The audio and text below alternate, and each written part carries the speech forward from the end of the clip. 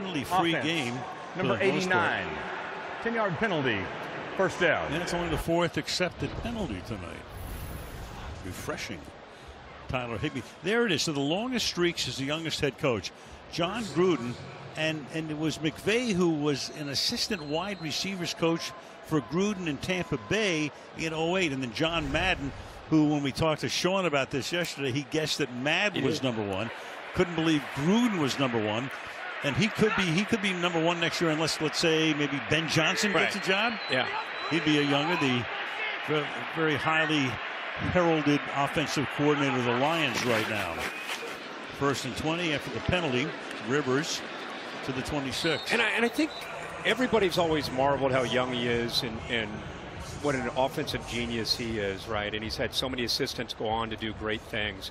I think what he's done since they won the Super Bowl in 21 right here, had a really tough year last year with injuries, lost a lot of great players, had to rebuild it this year. They start 3-6, have some injuries, and all of a sudden they've won 4 of their last 5, potentially 5 of their last 6, and they found a new identity. What he's been able to do these last 6 weeks. 2nd and 14 as Nakua makes the catch, and that's enough for a first down. I think people are gaining even more appreciation for who he is as a head coach as he continues to grow. And I think he's just showing he's reinvented himself offensively with Matt Stafford and with this new offensive line and Kyron Williams, the rookie receiver, Nakua, to go along with Kupp. DeMarcus Robinson comes over from Baltimore. I mean, it's a completely new roster from who they were 2 years ago. Young, good, getting better.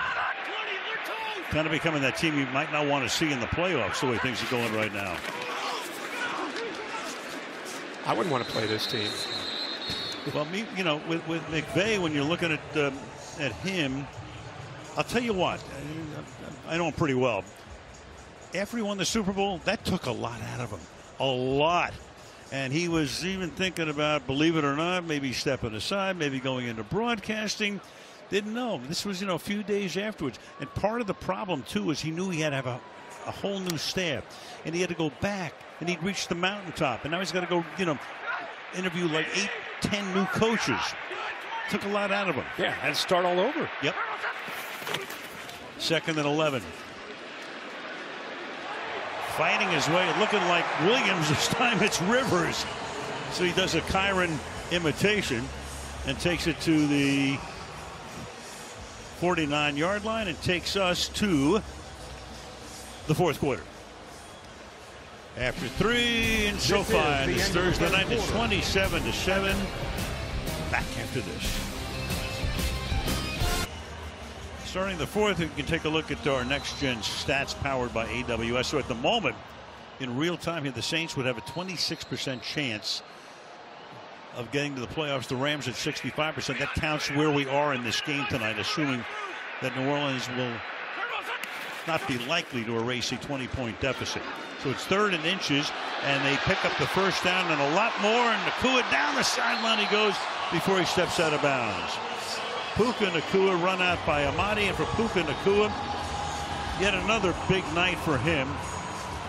10 targets, he's caught 8 for 148 yards. That one good for 29. This is what happens when you have confidence as a play caller in your quarterback. 3rd and short, you got the nice lead. I know it's easy to do, but Matthew Stafford is going to make that throw. The defense's eyes, they're thinking run on 3rd and short.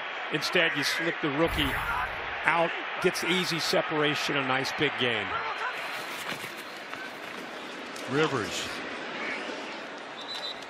He had a 1 or 2. Remaining schedules now. So for the Tampa Bay Bucks, they face the Saints next week. Tampa Bay and Atlanta have both beaten New Orleans this season. Those are the 2 games remaining for them. Meanwhile, the Rams go to the Meadowlands to meet the Giants next week. Then they go to San Francisco. It's an interesting game. If San Francisco has the number 1 seed, do they rest guys? Are they still fighting for the number 1 seed? You just don't know. But you control it. One thing we know, no matter what happens with the Rams, they're going to be a fun team to watch into January right now. Already are 2nd and 8. And that pass is incomplete. Matthew hitting Cooper, Kupp along the sideline. Crowd wants a flag. Don't get it. 3rd and 8. By rule, there is no foul for pass interference. The contact happens this ball has to be scrimmage. More than a yard pass, downfield for that to be a foul. Okay. That's why you're. See Matthew kind of smiling. It was too close to the line of scrimmage there. The Rams are kind of the way the Bills are coming on right now. They're kind of that version in the NFC. Well, if they win this game, that's 5 out of 6. Probably be favored at the Meadowlands next week. San Fran, as we said, we don't know what that's going to mean or not mean to the 49ers at that point. 3rd and 8. And Sean McVay says stop the clock. Timeout. Los Angeles Rams. They're first. So week 4, you go back to this game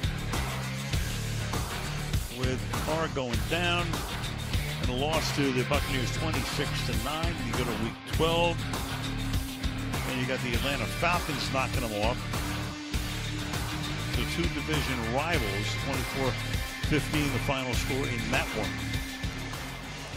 And I think this team has been able to win the last 2 weeks against inferior opponents, and I think it got a lot of people excited to see them at 7-7 and Los Angeles to take on this Rams team that we keep talking about how good they look. And what'd you say, litmus test in the open, really find out how much have they improved, you know, from being 5-7 to now having a shot to control our own destiny. Well, the only team with a winning record they've beaten thus far this season are the Colts. You know, 3rd down and 8. Stafford's now thrown for over 300 yards. Tries to add to that total. And it's Cooper Kupp going to a knee, making the grab about 3 yards short of a first down. It's 4th down. And this will continue to be an area that you're going to hear after this game. Sean McVay talk about. They didn't quite get into the red zone here, but that continues to, I think, show up a little bit. You know, the inability to finish off drives where they move the ball up and down the field and then they get down into this area and they do not want to have to continue for field goals as they get down the stretch, not just the last 2 games, but if they get a chance into the postseason. Haversick kicked to the University of Arizona, who's there for 5 seasons. 32-yard attempt, so he is good on all the shorties tonight. Missed one for 47. And the Rams extend. Now living in Aspen. Can I tell you? Pretty good life. So the Saints to get it down by 23. And once again, Evans, big leg. He's their punter, kickoff man, booms it through the end zone. Let's take a look at our next gen stats powered by AWS, and it's got the pre-snap movement that we've seen all year from this Rams team tonight. 90% of different kind of shifts and motions. We talked about their personnel groupings and how they create a lot of confusion with their versatility of these receivers. Say top 3 on the season. Creates matchups in the pass game.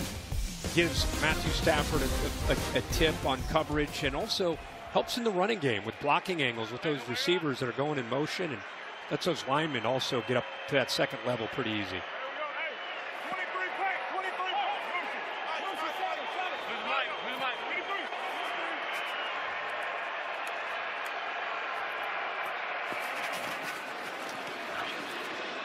Carr checks it down.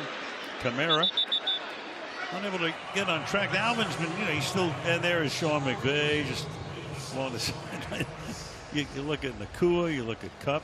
There's a shot glanced by Wentz, but you know, Kamara maybe not as explosive as he has been in the past, but still a very good back. Yeah, great back, but tonight a non-factor. Right. I mean, if the Saints were going to come in here and win, you figured 41 was going to have to go over 100 yards, you know, yards from the scrimmage yards, and tonight he's just not been a factor at all. Yeah, 19 yards on the ground. Here he is again, and the minute, of course, we start talking about him not having a good night, he has a nice play here. Quentin Lake knocks him down. He's now caught 3 balls, but including that one for 9 yards, only for 14 yards total. Yeah, and I think it's pretty obvious Raheem Morris made him a priority. You know, when you have a difference maker like that, they want to take him out of the run game and the pass game. Over the middle, caught, 50-yard line. Olabi makes that grab there, ball at midfield, first down. 8 catches for Olabi tonight, 116 receiving yards for him. 3 times tonight they turned the ball over on downs. One other time a pick. To the outside. 3 or 4 yard gain for Shaheed. And Quentin Lake is there to make the stop. I know things change. You know, in the NFL, it's a week-to-week business. But this Rams team now has about 5 or 6 weeks where they've played the same kind of football. And it just looks like an unselfish group, you know, and a team that plays together. 2nd and 6. Again, check it down here. Close to a first down, Jamal Williams. And the only loss during that period would be to Baltimore. What great game. Went to overtime, and the Rams had a lot of chances to win. Couldn't seal the deal. That would be their only loss. Yeah, it was a heck of a game, and they came close on the road in Baltimore. And it was just a little thing. I was looking at it to break when the offense went off the field after a field goal. Ernest Jones, who's become one of the leaders on that defense, he's first guy off the field or off the sideline to congratulate the offense on the drive that they put together. So little things like that tell you about the chemistry. Yeah, 3rd and inches. And they get a couple of yards in addition to those inches as Jamal Williams picks up the first down. And we will be under the 10-minute mark in the 4th quarter. So the Saints, again, you go to next week. Huge game, don't have to tell you. Meanwhile, you know, Tampa Bay, they get beat on Sunday or whenever the game is this week. I've lost track with every day of the week. That'll make things even more interesting. Carr throws, caught, but Kamara cannot even get out of the backfield. Quentin Lake makes that tackle. Quentin Lake is, I think, really finding a home there in that spot, nickel spot. 2nd-year man out of UCLA. Has some great instincts. I think they thought he'd be more of a safety with what he would do as an NFL player, but really settling in, showing the versatility to play in coverage and space, tackles, blitzes, does it all. 2nd and 13. Catch made here. 31-yard line. We're talking about Tampa Bay. They are at home this week. Jacksonville goes there. You wonder about Trevor Lawrence. Can he play or not? That's a huge game because then Atlanta could sneak back in as well and make it a 3-way tie. Absolutely. They're not out of it. 3rd down, 5.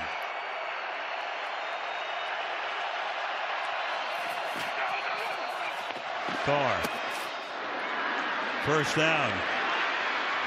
And a lot more. And to the 13-yard line, Jawan Johnson. 4th-year tight end out of Oregon, 1st and 10. I watched him grow as a young receiver at Penn State, and he goes to Oregon as a receiver and eventually becomes a tight end. So he's got those wide receiver skills, and there's the tight end in him. So he can play in space. Then he can run over top of a safety like Jordan Fuller. So he's got a great skill set. From the 13. 8 minutes left. Carr starts to run, keeps it, forced out of bounds at the 10. Talking about Atlanta. Atlanta plays Indianapolis this week at home, and Taylor Heineke's going to start for the Falcons. So, you know, if Atlanta wins, Saints lose, Bucks lose, right there, 3-way tie. Yeah. We were talking earlier today about the Colts, what a story they have become. If we would have thought, you know, back at the beginning of this season that they would be in a position with 3 games to go to be right in the thick of that wild card race with Minshew in a quarterback.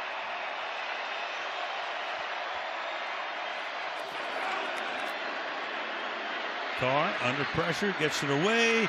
Kamara makes the catch, and a nice ankle tackle is made there by Christian Roseboom, stopping him for a 3rd down, 3rd and 2. It's 10 straight completions now for Carr and a lot of dink and dunk. Roseboom is another example of a guy that's been more of a special teams player early in his career, and now has taken on more of a bigger role, obviously, at linebacker, and taken advantage of it next to Jones.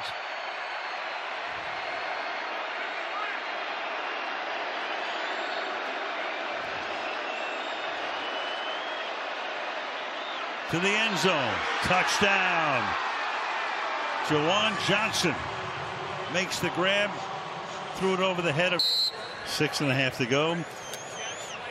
Rams trying to make it 5 of their last 6. Get to 8 and 7. Path to the playoffs. They control it.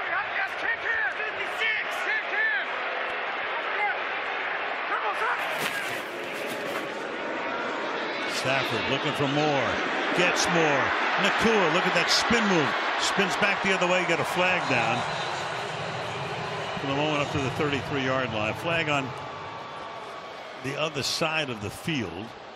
It's right where Demarcus Robinson Prior to the was running pass, his holding route. defense number 29. That penalty is declined. Result of the play, first down.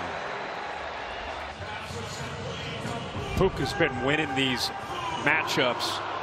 You know the Saints are going to play in man-to-man. It's a matter of can you win, and he's shown he's got good quickness to be able to win, but he also has some good size, and I think that's the part of his game that is very underrated, and I think it's the part he probably takes the most pride in.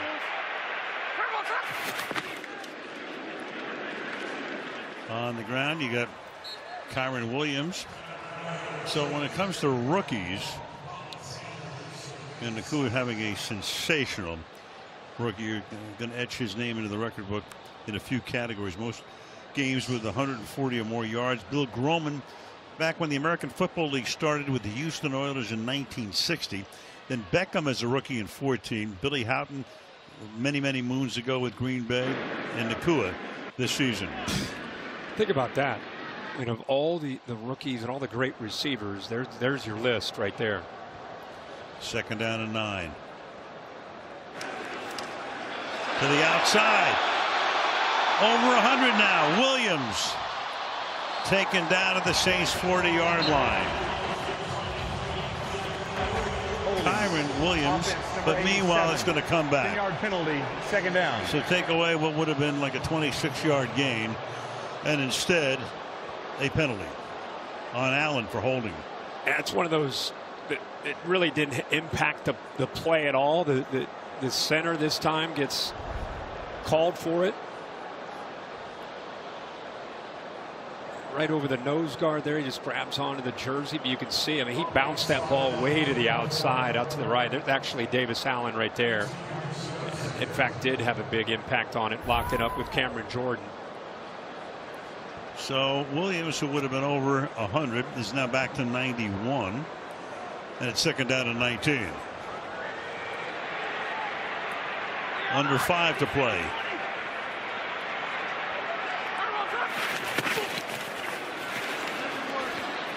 And he'll chug his way for a yard or 2 here to make it 3rd and long. Timeout.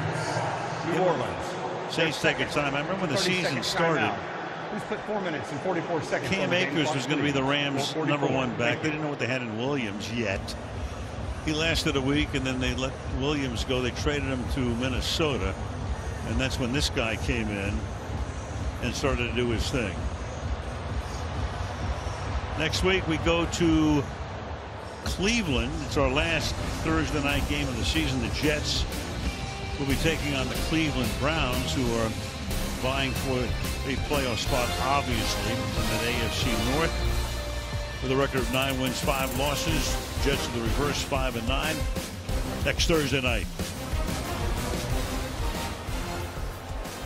So 3rd down and 17. After the Saints are taking a timeout. They're down to the last one. They had to use one earlier. And here's Williams, and he gets stuffed at the line of scrimmage. Tyrann Mathieu is right there. New Orleans. And the Saints will spend their final timeout. So Only one more stoppage of the clock for them at the 2-minute warning. See a very animated Sean McVay down there because I think he felt like he had a chance to ice this game with that nice big run that he had from Kyron Williams. Comes back with a penalty.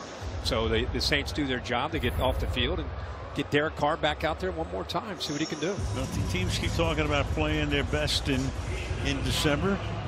Happy winter, by the way. This is our first night of winter. And the Rams are playing their best in December. Man, they sure are.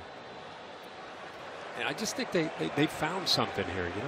Sometimes it takes a young team time to come together and find their roles. And I think they've done it on both sides of the football. Ethan Evans is the punter. And that one is blocked. And that is J.T. Gray, who is without question their best special teamer, who comes in and got a piece. Be able to make this block off the edge. There's just one too many guys to block. Nothing Davis Allen could do, and a good job by Gray going down to the punt to be able to come up with. He almost got the whole. He was in so quickly it actually bounced. Looks like off his chest there. Punt actually went 8 yards, so officially it's not ruled a block, but that's not going to do a lot for the punter's average. 8-yard punt ball to 35. Start here, and Shaheed cannot get past the line of scrimmage. Because they used all those timeouts, and you're looking at it's still technically a 2-possession game, and the Saints have been great this year on two-point conversions. That they get that chance, they're 3 for 3, but they've got to hustle here. I mean, this is all about scoring and scoring fast if they are serious about it, trying to get another possession. Yeah, their only stoppage would come at the 2-minute warning. Under 4 minutes now as they snap this one. Carr going for it all, and it's caught. A.T. Perry, his first catch of the night. Touchdown over Kobe Durant for 6. So 35 yards just like that. They needed to score quickly, and that's exactly what they did. Wow, what a play here. And I'm surprised the Rams left it the receivers one-on-one. Watch what happens here. Takes the safety with him, creates one-on-one to the outside, and that's just a big receiver going up and making a play on the ball, and the rookie A.T. Perry. One-on-one against Kobe Durant, who's in this week for Darion Kendrick, and what a catch. So now the 2-point conversion to try to turn it into an 8-point game. Carr looks right, goes left, 2-pointer. Olave. So 30-22 with a good amount of time, even though they don't have a timeout. 3:53 still left. Let's go back and look at this touchdown and how it was designed. I want to show you before we roll it what happens with the inside receiver taking Lake and the safety. That creates the one-on-one opportunity there. And I think Derek Carr surprised not to see them in more of a too-high look with two safeties back to protect from a one-on-one opportunity like this with a big receiver. He's 6'5". And then they get the 2-point conversion. Mentioned they're 3 for 3 on the year. Nice little move. Gets separation from Witherspoon, who's got his back turned away in man coverage. Loses him in coverage. And an easy throw there for Carr. They got an 8-point game. Well, the Rams had a little problem sealing the deal last week. They had that lead against Washington, 20-0, and all of a sudden, you know, the Commanders made it a game at the end, held on, won the game. And kind of like a little bit of that same scenario right now.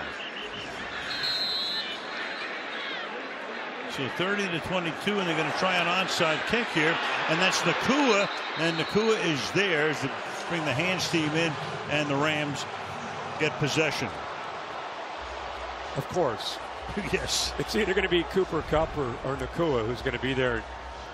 Yeah. Saints trying to kind of play a little game there with which way they might go, but Rams in position. Nakua right there, bobbled it initially, but gets on top of it. So now the Rams have it at the 44. Can play a little bit of clock ball here with no stoppages for the Saints.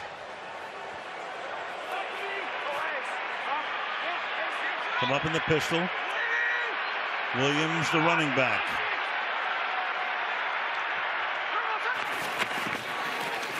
Kyron moves that pile.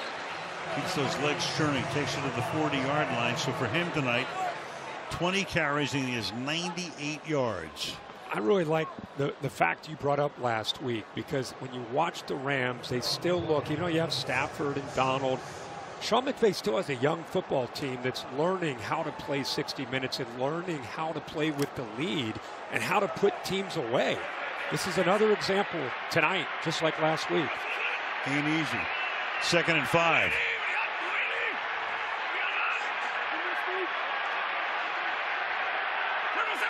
Runs the play clock all the way down. They got Nakua to the outside. Breaks a tackle. Picks up the first down. And that's big. It's going to take a ton of time off the clock and take us down toward the 2-minute warning. Broke away from a Debo, had him behind the line of scrimmage, and instead there's Nakua. And Debo follows him in motion, builds up all that momentum, and then doesn't wrap up. It's a great hit, but you got to bring your arms and wrap up a big physical receiver like Nakua. You can't just hit him with force and expect him to go down. Again, Nakua is a powerful wide receiver. 6'2", 205. Rams only have to run one more play before the 2-minute stoppage. Can Williams get to 100? He's got 99. Here he is.